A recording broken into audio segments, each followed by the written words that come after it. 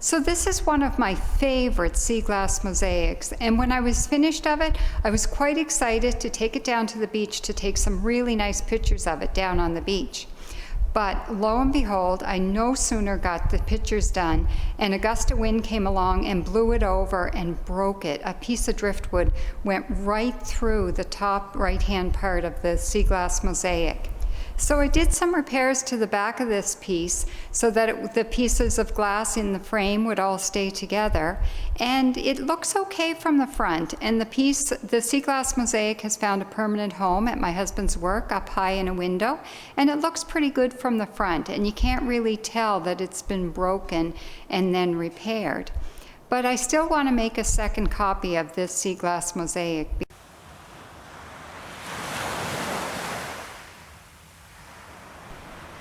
So because I love this sea glass mosaic so much, I want to recreate it.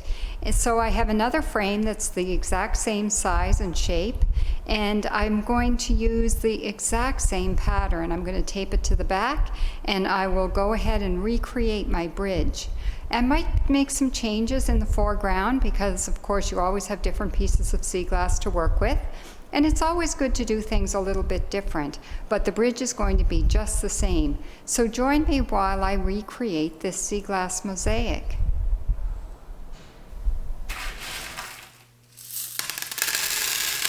So first of all, I am going to build the bridge, and I'm going to put a whole bunch of my brown sea glass onto the window here, so I can find just the right pieces to fill in the pattern here that I have taped to the back of the glass.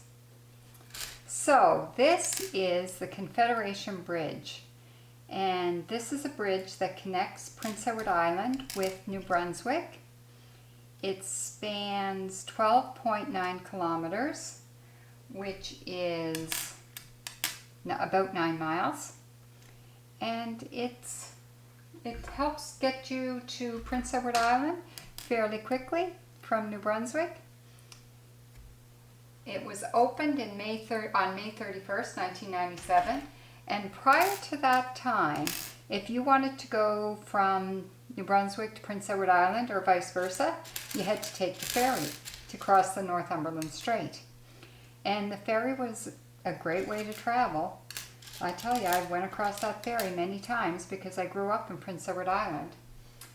But it could take quite a long time. So you could get on the ferry, drive up to the ferry, not be able to get on because there would be too many people, especially in the summertime. And then that's it, you would have to wait in line. There were times when I was growing up, especially in the summertime, when I would wait maybe up to about 6 hours. It really is quite, it was a beautiful way to travel because you could sit there on the ferry and look at the water and the birds and everything else, but it took a long time. Now, if I want to get across to PEI, all I have to account for is 12 minutes. That's how long it takes to get across the ferry, which I quite like because I love getting to the island and getting to the beach and seeing my family. So I'm usually pretty anxious to get over. So getting there quicker is definitely a plus. So what else can I tell you about the bridge? When we were first hearing about the bridge, it gained the nickname of the Flink, which was short for fixed link, so that's kind of neat. People don't tend to call it the Flink anymore, but I still think of it as the Flink. It's, people call it the Confederation Bridge. And the other thing that's kind of interesting, these piers that I'm creating here with my brown sea glass, I have 21 piers here on the pattern, but in the real bridge is 62 piers, so it's significantly longer. So I'm just depicting a small portion of that bridge. And those piers most of them sit about 40 meters above the water, except for the ones in the middle. The ones in the middle are 60 meters above water. So 40 meters is about 131 feet. Oh, and 60 meters is 197 feet. So this is a long ways up above the water. What I'm doing here is the water line, the horizon line. So I'm going to do green sea glass for the water and white sea glass for the sky. So you'd have to picture yourself coming across here if you're going to go across on the bridge. Hopefully you don't have a fear of heights or a fear of water. Some people find the crossing a little bit intimidating. And if that's the case, you may find this a little bit hard to do. But I love it. I love getting over and getting to the island really quickly. And it is a beautiful drive. It's really quite spectacular. So if you ever get the chance to go to Prince Edward Island and cross this bridge, I hope you really enjoy it.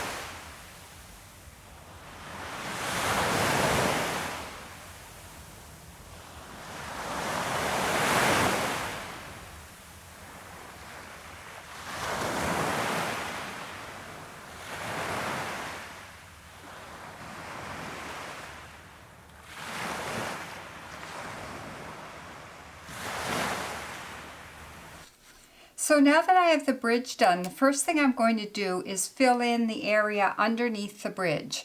So between the top of the bridge and right here. And if you notice, I have a horizon line drawn right along here. So above the horizon line is white for the sky, and below the horizon line is green for the water. So I have a tray of white sea glass here with a bunch of my white sea glass that I'm going to pick from, mostly small pieces here because it's a really small section to move in, or to fill in rather. And I have a tray of green sea glass, so I'll be using a lot of my green sea glass here. Now, one of the things I did here, what happens is when you do a fussy bit, like the bridge was fairly fussy, I've walked away and left it for quite a while to make sure that the bridge is set. So those pieces aren't going to move out of place because it's been quite fussy to make sure you get the pieces lined up just right.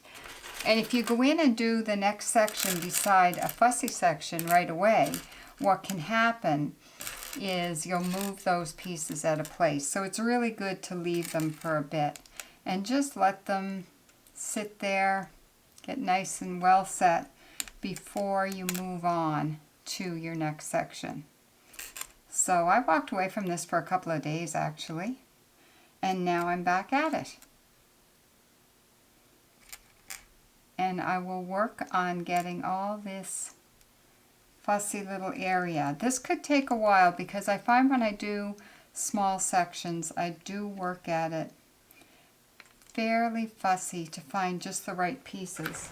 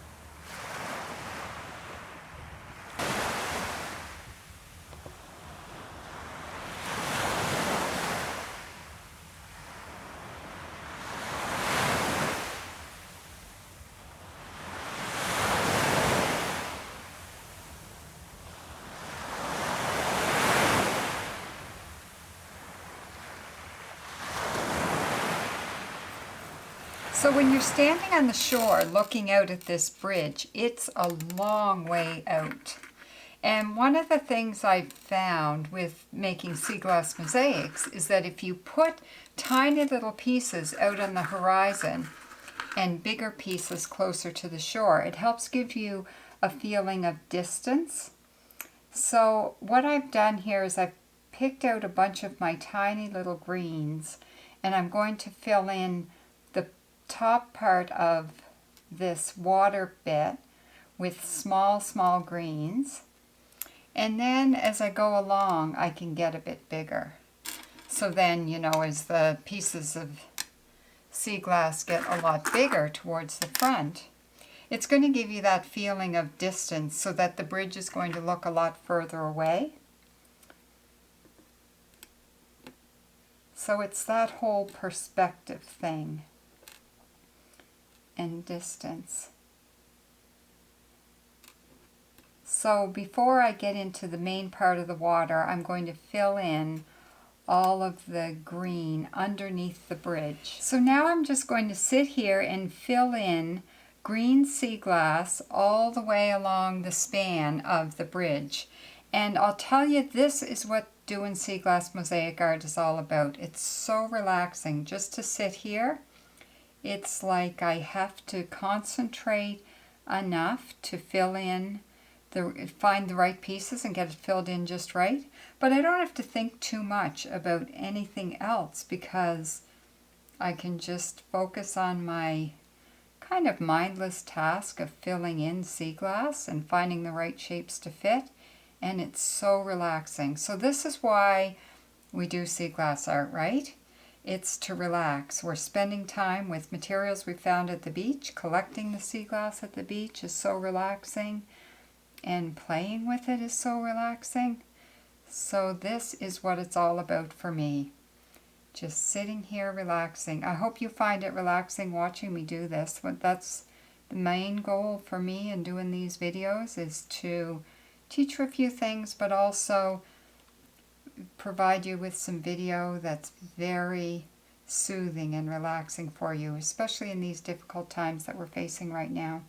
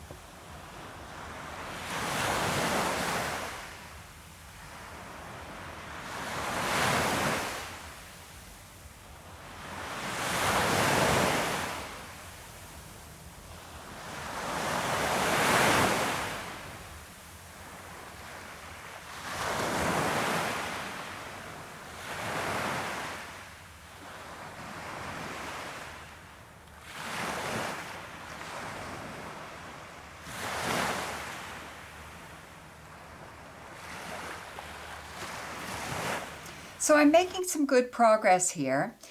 So when I told my brother-in-law that I was redoing the bridge, he asked if I would do it for him. So I asked him if he had any beach treasures and sea glass that he wanted me to include in the piece. And he gave me a bunch of his stuff because he's a really avid sea glass collector. And he and my sister have found quite a bit of really special pieces. So this is what he picked out for me to include. There's some rocks here. We get a lot of these rocks on our beach with quartz as part of it, so it's sort of like a fusion of quartz and another rock, and quite a bit of blue, some really cool sea pottery pieces, some milk glass, there's a red piece there, there's a couple of white pieces, or sorry, these are yellow, not white, and there's a bunch of blue that he thought I could find a place.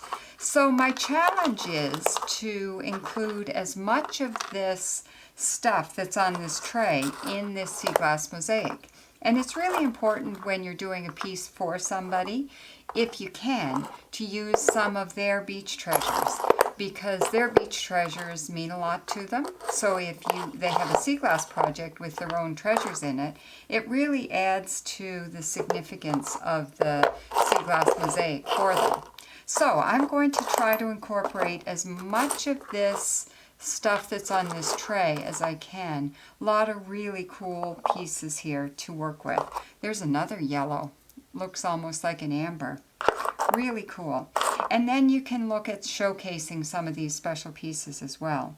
So I'm going to show you that in my next video. So be sure to join me and see how I incorporate as much of this as possible, and also finish off my sea glass mosaic of the Confederation Bridge. And I really hope that you found the lessons that I've talked about in this video helpful, and that it gives you some more guidance in creating your own sea glass mosaic art. So until next time, happy sea glass hunting!